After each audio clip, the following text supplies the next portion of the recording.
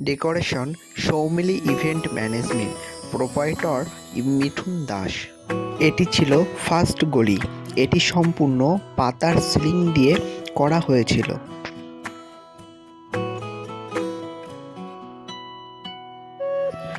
আর এই যে এটি হলো বিবাহ মণ্ডপ,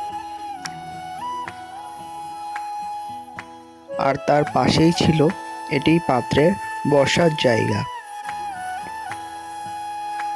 আর এই যে গলিটি দেখতে পাচ্ছেন, এটি হলো ২য় নম্বর গলি। এটি এখনো সম্পূর্ণভাবে সাজিয়ে ওঠা হয়নি,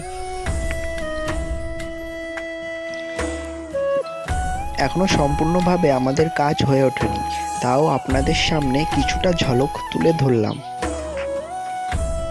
ডেকোরেশনটি কেমন হয়েছে অবশ্যই কমেন্ট করে জানাবেন সবাই।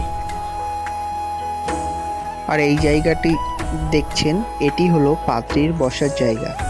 আপনার বাড়ির যে কোনো অনুষ্ঠানে যোগাযোগ করুন সৌমিলি ইভেন্ট ম্যানেজমেন্টের সাথে।